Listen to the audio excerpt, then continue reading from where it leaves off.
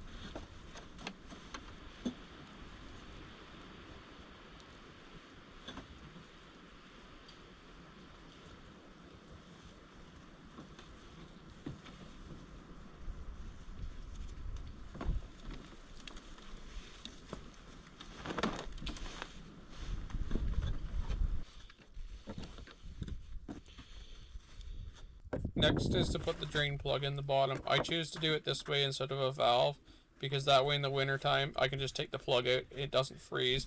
There's nothing to freeze. Simple as that. For laundry soap, do not use nearly as much as you think you would. Only need really a little amount. Otherwise, I find it makes too much suds and it's hard to get the suds out of the clothes. Most people in their standard washing machines use way too much laundry soap and they don't even realize it. All they're doing is following the recommended manufacturer of the laundry detergent's instructions, but they usually want to sell you more, so they actually tell you to add more than you need. You need probably half of what they're telling you.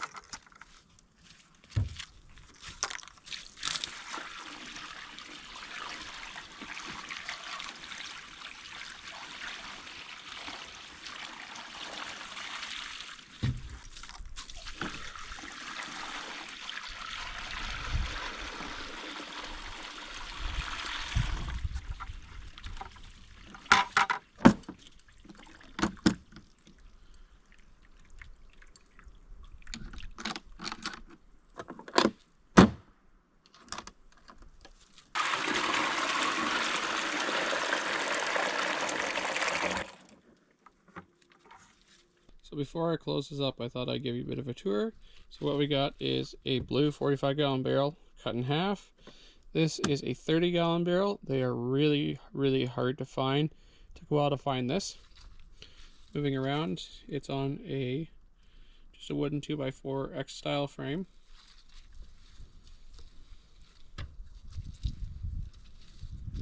We got a 1-inch axle shaft, 2 pillow block bearings side to side. The shaft does not run all the way through. It is picked up on the sides here where it bolts onto. When I built it, the shaft ran all the way through. I built the mounts, got the barrel basically more or less round and square, and then just cut the shaft to the center. It was really easy. As you can see, the hood is hinged. Just basic hinges. You can see it's most of the way full of water. That's 3 buckets. That's what I do for wash. Rinse will be 2. Moving around farther.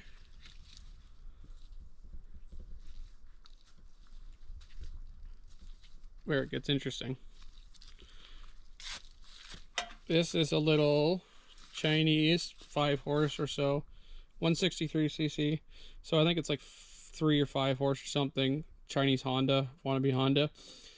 Awesome on feel, cheap at Princess Auto. This, believe it or not, is a front tine tiller gearbox. Your old like 1960s, 70s front tine tillers. This isn't Aaron's, just the orange, just in case it made wonders. But this actually has the gear reduction that we needed to actually run this. So the motor runs at, I think, 600 RPM at idle, give or take. The gearbox is 19 to 1 gear reduction because there's a warm gear, same as a snowblower, so you could use a snowblower too. It's just I was able to find this and it's cast iron. And then the belts and the pulleys are not original. The bottom one is original to the tiller, but the top one I have actually geared it up a little bit. So this is, I can't remember what size the original was. This is probably double the size just to get the proper speed. It runs at, the barrel itself runs at the engine at an idle and the barrel at about 16 RPM or so, which is about the same as a front load washing machine spins at actually, because this is essentially a front loading washing machine, just a little bit different, and with a gas engine on it. Now with a gas engine you would expect it to be really hard on fuel, but because the thing runs at an idle for half an hour, 45 minutes, whatever, it actually uses next to no fuel, and then we just rev it up to get obviously a spin cycle. We get more or less 3/4 spin out. Not as much as a regular wash machine, but pretty close, just by doing this and just by using the engine itself. So it's really great that way.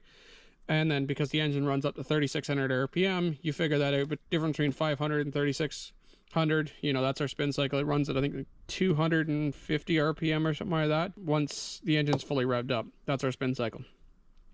But believe it or not, this thing uses next to nothing for fuel. If you go to a laundromat in town, I think it's $8 for a wash and $2 or $3 for the dryer. Obviously, because you're there, you throw it in the dryer instead of bringing wet laundry home to throw it in the line. Most people are lazy, us included. That's usually what we end up doing. This thing, believe it or not, costs, I figured it out one time, I think it's like 20 or 25 cents per load, and then we hang it on a clothesline, so the drying is free. So instead of about $10 a load at a laundromat, we're doing it for about 25 cents a load.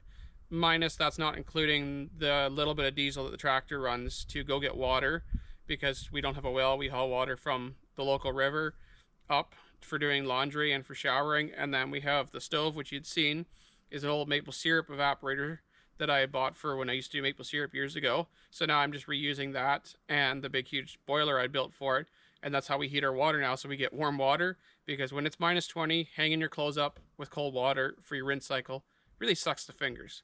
But if the water's warm, your clothes are warm, and it's actually not bad on the fingers when your fingers are wet and it's -20, hanging your laundry up, because we hang our laundry outside, you know, year round, because we don't got anywhere to inside to hang it up.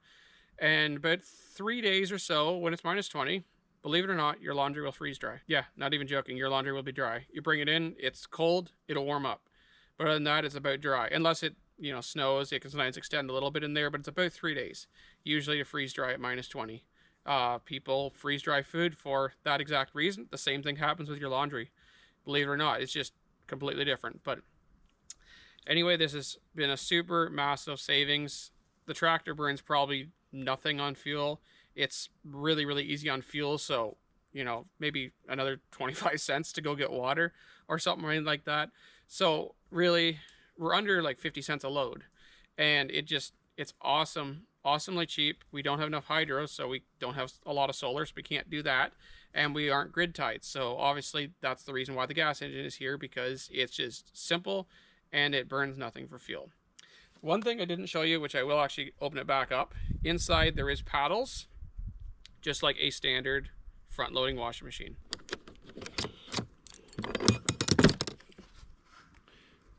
So you see this right here? This right here? There's 4 of them around the drum plus this one.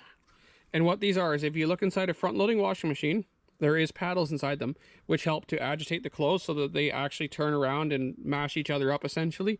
That's how a washing machine works. If you actually look at the front when yours is going, you'll see it happening. But what these are is they're PVC.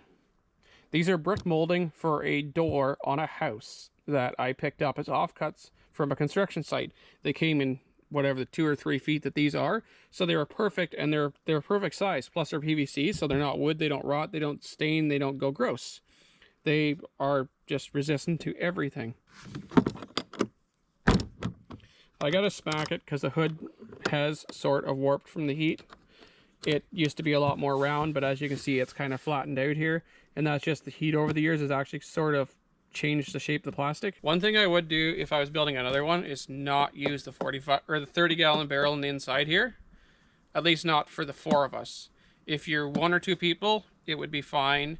It's just with 4 people, we make too much laundry, and this takes forever. What I would do if I was doing this again is I would use a blue 45-gallon barrel for the inner drum, and then find something that's bigger for the outer drum, because the outer drum, all it does is hold the water in so that you have water in your laundry, because there's really no way of sealing this up. There's little holes drilled in this black drum which let the water go in. It's the same as the tub on your front loading washing machine. This is literally just a copy of your front loading washing machine. Simple as that, with a bit of manual. You know, I don't have a timer, I don't set anything. I fire it up, look at the clock, and simple as that. But that's what I would do differently, is I would build it bigger, because it's not going to put any more strain on the motor. It's not really going to do anything different. It's just going to wash more clothes at one time. And for us, that would be about the only thing I would change. But again, that depends on your family size. It just would get a lot more laundry done at one time, so I could do 1 load instead of doing 2 loads, essentially. It would just actually make it cheaper, more or less. But let's close it up and move on with this. So it's just on hinges, and just another one of those clips. So it's really easy to start. This one can be a little finicky sometimes, but it's just this motor.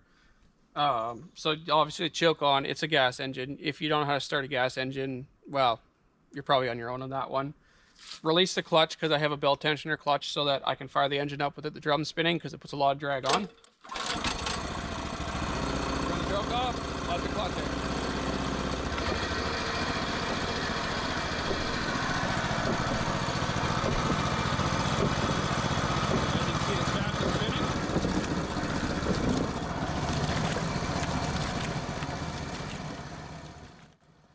We're going to let this rotate for about 30 minutes or so. Unless our laundry is really, really dirty, like we got into mud, then we'll go 45 minutes. But for us, 30 minutes seems to do perfect. It's not too long, it's not too short. While we're waiting on our laundry, we need to go get more water. We had enough just to get started, but we need to go get some more to finish up, and we need water for showers tonight.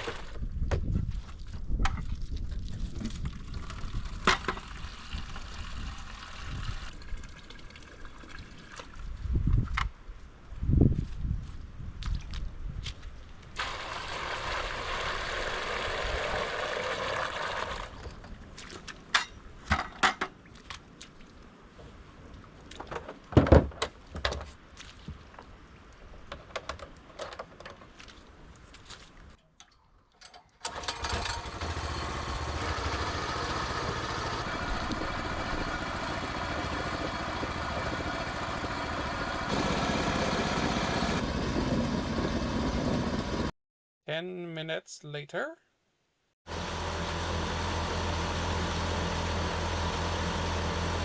Now we're going to run it at full RPM for about 5 minutes. That's what I find works the best for the spin cycle for us.